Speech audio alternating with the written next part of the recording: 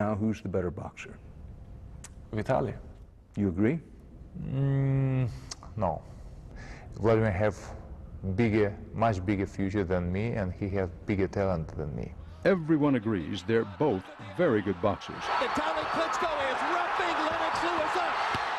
Big right hand from Vladimir Klitschko. Their size alone gives them incredible reach. That earlier left hook really hurt McClellan. And they work very hard at their craft. The Klitschko brothers take the sweet science of boxing very seriously. Give me a scouting report on your brother, Vladimir. What are his strengths as a boxer? I don't like compliments to give to my brother. Come on, do it. You can do it right now. If you hear everyday compliments, you think, I am so strong, I am so powerful, I am Superman. I don't need to work really hard for that. And you lose the next fight. The Klitschko brothers grew up, Vitaly is 5 years older than Vladimir, in Kiev, the capital of Ukraine. Their father was a colonel in the old Soviet Air Force. They were children of the Cold War, raised by a Cold Warrior. Were your parents believers in Marxism, Leninism? Our father believed in this system. It was a party, communistic party, and God was Stalin or Lenin. Vitaly started boxing in his early teens and quickly developed a work ethic that stays with him today.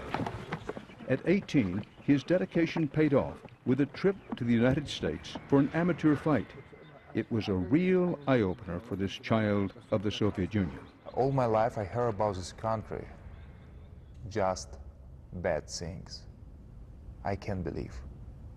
Why is the people so friendly? Why is so nice here? And why the life is so strange and so difficult in Soviet Union? Vitaly brought some souvenirs back from his trip, including that ultimate symbol of capitalism, a bottle of Coca-Cola for his younger brother. So I opened the top of Coca-Cola very slowly, and the first air, I just smell it.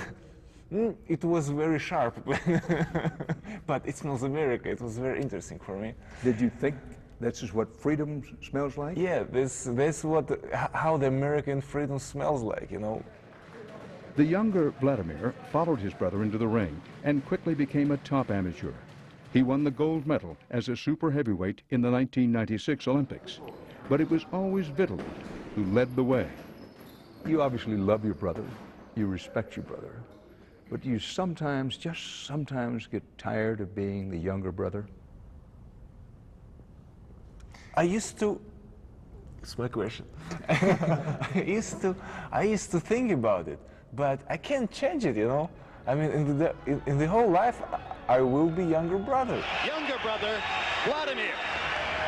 Although they had other options, the brothers decided that boxing offered the best opportunity for fame and fortune. It was, they felt, an ancient and honorable sport. The rules in boxing doesn't change for a very long time, for 1,000 of years, still the same actually. It's just two gentlemen who talk to each other with the hands and try to explain who has more rights, you know? Vitaly Klitschko! The two gentlemen soon realized that if you really want to succeed at boxing, you have to do it in the United States. So they moved to Los Angeles and began the long run towards the top of the boxing world. The older, Vitaly, has won 32 fights, all but one with knockouts, and lost only 2. Vladimir has 42 wins. The hard work goes on under the watchful eye of Emmanuel Stewart, who has trained many champions. Tell me how good you think they are or they can be. They could possibly become all-time greats. Vladimir's the more coordinated. Vladimir Klitschko is the more coordinated of the two, but the older brother, Vitaly, is more intense and actually has more of a meaner streak in him. That ball Vitaly is bouncing off the wall weighs 25 pounds. Still, watching is one thing. Actually feeling the power of a punch is something else. After Vitaly's regular workout, He left me holding the bag. Good. Both hands. He was punching at only a fraction of his full power. A real punch would have sent me flying. Very good. Thank you. Vitaly Klitschko looks to defend his brother's reputation when 60 Minutes on Classic continues.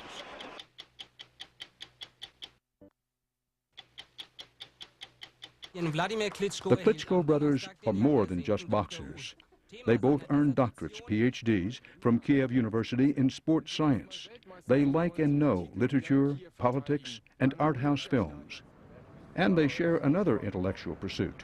We learned that when we met Vitaly at a South Los Angeles marina near the apartment the brothers share while training.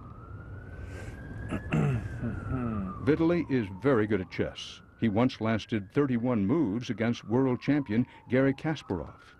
After only 10 moves, my trainers urged me to throw in the towel. I can see how this is going to go. Draw. No, not a draw. You win, I concede. We wondered whether a man with so many interests could give boxing the focus necessary to become the best.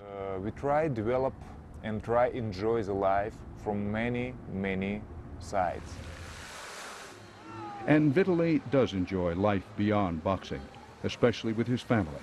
He, his wife, Natalie, and their 2 young children now live the Los Angeles lifestyle. Vladimir is still single. Both brothers visit their parents in Kiev often, but the parents never go to their sons' fights. Vitaly made that rule early in his career, after one of his opponents brought his family to a fight. It happens. I knock him out, and I see the eyes of his mother, father, wife, and after that I tell my parents, my family, never will be in the fight. It's too big pressure for me. Now the Klitschkos are also under pressure from a boxing world desperate for new stars. You're watching HBO. The giants from behind the Iron Curtain have become the great red hopes of boxing. They're both professional fighters, you know. We wanted to know why the boxing establishment has such a big investment in the Klitschkos. So we met boxing commentator Max Kellerman at a popular boxing hangout near Times Square in New York for an assessment. Neither one is perfect. Neither one jumps out at me as being dominant, great fighters. But they're both good, and they're both really big. And it'd be a tall order for anyone to beat either guy. When the bell rings and they pull the stool out from underneath you, it's just you and the other man. Do you have fear? If you don't have fear anymore, you're a loser. And that's why the fear is a gift from a God, and you have to know how to use it. It motivates unbelievably, and it makes you just faster, smarter, better.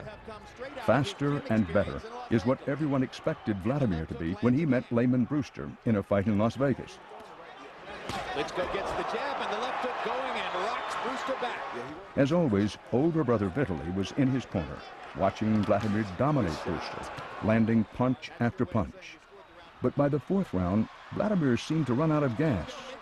Vitaly looked on in anguish. In the 5th, Brewster landed 2 good punches. Vladimir just couldn't make it back to his corner. The referee awarded the fight to Brewster. And he's not seeing that left hand come. And that was the younger Vladimir's 2nd stunning loss in a year. He was humiliated last March when South African heavyweight Corey Sanders surprised him with a knockout punch in the 2nd round. In the ring, right after that fight, Vitaly seemed determined to beat the guy who had beaten his kid brother. And Vitaly will get his chance when he fights the very same Corey Sanders for the world heavyweight title. With Vladimir's boxing future now in doubt, it falls to Vitaly to redeem the family honor. If the older Klitschko knocks out Corey Sanders, who knocked out his younger brother, if he does it in dramatic fashion, change your mind about his potential of being a dominant heavyweight champion someday? So, you know, that's the drama. That's why the story is worth listening to, because you don't know what's going to happen. There's one thing the Klitschkos insist will never happen. Well, are we likely or unlikely to see sometime a bout between the 2 of you, that you fight one another? We don't want to see our mother crying, and we don't want to break our mother's heart. And we promise our mother, when we start a box, we will never fight against each other. A mother's love is one thing, but money, big money, is another thing. Is that likely to change? Money is a very important point in the life. It's not everything. It will never happen. Never. It will never happen. Vitaly won that fight against Corey Sanders and in 2004 became the first fighter from the former Soviet Union to capture a share of the heavyweight crown. But after that, he was hobbled by a string of injuries and in 2005 forced to retire. The suddenness of his departure from boxing was stunning, and so is his next public announcement that he was entering an even more punishing field, politics, in his native Ukraine. Vitaly remained in Vladimir's corner, though, and was there when his brother came back from his 2 defeats stronger than ever. In April of 2006, Vladimir beat then-champ Chris Bird to capture his own heavyweight crown. When we return, we'll meet a surgeon who succumbed to the call of the ring. Boxing attracts the shady and the bright. Dr. Terry Crystal was a trained physician from Ireland who left his native land and his chosen profession to train as a professional fighter. When Morley Safer met him in 1987, Dr. Crystal was fighting not just his opponents, but also the American medical establishment. And in the blue corner, Dr. Terry Crystal. Terry Crystal is a living, breathing, punching contradiction. Dr. Crystal was trained to heal. Terrible Terry was trained to hurt. Professionally since 1980, 12 wins, no losses, 1 draw. As an amateur European middleweight champion, all between classes and after graduating from medical school. For me, medicine is my vocation. Boxing is my sport. And just like other medics are interested in different sports, I'm attracted to boxing. And I've always been attracted to boxing since, you know, it has always been a sort of a love, you understand? And gradually, I suppose, I have become addicted. As far as I'm concerned, boxing sort of represents an expression of man's ability to fight adversity on his own. It's the last pure battle or challenge or duel. Home for Dr. Crystal, as you've probably guessed, is Dublin, Ireland. Father, a professor of law and attorney. All 3 boys, boxers and university graduates. While still in medical school at Trinity College, Dublin, he was Irish and French amateur middleweight champion. Then he turned pro, and after graduating, decided to delay his medical career and take his best shot at boxing. He came to Brockton, Massachusetts, birthplace of the great heavyweight champion Rocky Marciano.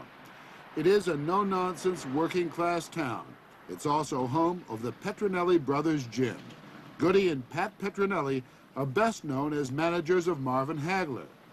But in the sometimes sleazy world of boxing, they also have a reputation for being honest, the good guys in a bad business. What did Pat and Goody think when the good doctor walked in? Are you a real doctor? He says, well, yes. I said, a medical doctor? I says, you know, I've been in the Navy medical, but I know doctors. He says, I'm an MD. He says, I've got my license in Ireland. He says, what makes you want to fight? I said, it's a rugged game. It's kind of make you go crazy. Take too many left hooks.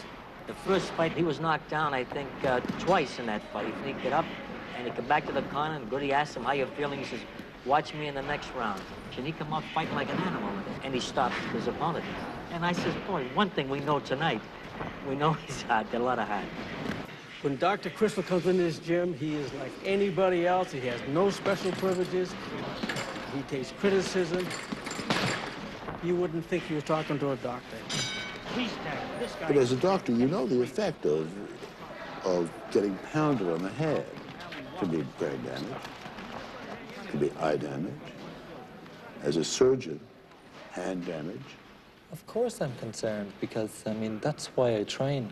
That's why I train hard. That's why I learn the moves in boxing. I mean, that's what it's all about. And if I didn't, I would be taking a large risk. That's why anybody who's not serious about boxing, we'd stay out of it, you know? We see a very serious ethical problem with a physician going into an activity in which the intent of the activity is to deliberately harm someone else's brain. The American Medical Association is not happy with Dr. Crystal. Dr. George Lundberg is editor of JAMA, the journal of the AMA. The first credo of a physician is first do no harm. And for a physician to deliberately do harm is a real problem. Their approach to boxing comes close to being fascist, because what they're saying is that people cannot engage in a certain sport. Now, regardless of where people are coming from, that is fascist as far as I'm concerned. It's denying somebody the right to engage in a sport that he loves. To me, boxing is less sport than cockfighting, because human beings are trying to destroy each other's brains. Don't you see any element of sport, any element of grace in it at all? Surely. There's grace, there's skill, speed, bravery, cunning, all of those wonderful things. But the data that began to come out in 1982 changed it all, as far as we're concerned. Which shows what? That a very high percentage of people who engage in boxing for a substantial period of time with many bouts will sustain significant chronic brain damage. That's new. Even the successful, quote, successful boxers? Probably especially successful boxers, because the ones who are no good at it probably stop. Hold on a second. Just let me put this sort of scenario to you. Let us say I was a lot bigger, okay? Still went to medical school, but I was maybe 210 pounds and fast. So I joined a football team, right? Now I know by going for a guy who's about to catch a ball that I can break all his ribs, right, or even break his neck, okay? As a good sportsman, you wouldn't do that. You would only apply whatever force was necessary for him to drop the ball. Well, tell that to the refrigerator, right? The difference is profound ethically. The purpose of a boxing match is to win by annihilating your opponent, by rendering him incapable of responding, preferably out cold on the canvas. Now, that is wrong. My advice to Dr. Crystal would be to give up this ridiculous folly that he's getting into. But Dr. Crystal follows his own timetable when 60 Minutes on Classic returns. Terry Crystal is confident that he will know when to hang up his gloves, and anyway feels that the public's idea of the punch-drunk boxer is a myth. Yes, Norman Mailer had a comment, hope you don't feel offended by this, but he noted that most journalists were probably more punch-drunk than any boxer he'd ever met, because of the fact that they were drunk, smoking, staying up late, generally following a completely unhealthy life. And so he actually had a contempt for those who would condemn an individual for engaging in a sport which he liked. Well, and he hadn't met any punch-drunk boxers. I haven't met any, to be honest with you, in my day. There's no question that two highly skilled, well-trained athletes in a boxing ring is really quite an elegant spectacle at its best. Has been called chess with muscles, apparently. But, having said that, it's basically a caveman contest. Well, now, at its worst, obviously, boxing can be, a horrible spectacle where you see two fighters who have no skill whatsoever just going at each other, right? That happens. The crowd loves that. Yes, they go for it. George Bernard Shaw actually said that the crowd was probably the most dangerous, more dangerous than the fighters in the ring. At least the fighters in the ring knew what they were about. If he was your kid, would you let him fight? To be perfectly honest with you, I would say no. Stay with your medical profession. But I will say this. It's a dream that he has. He's had this dream. And who are we to say,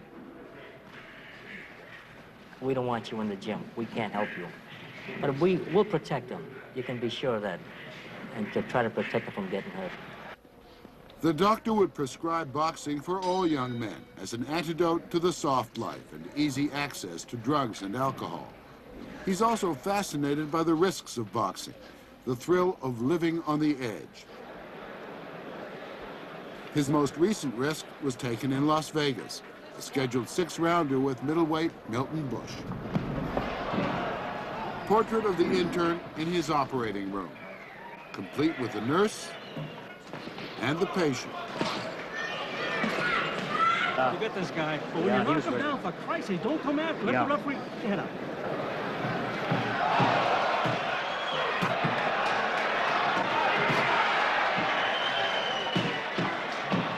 Right hook to the ribs. His hand up, try that right hook to the chin. The treatment was effective, if somewhat harsh, but the operation was a success. Technical knockout in the 6th. The winner by a TKO and still undefeated, Dr. Terry Klitschko.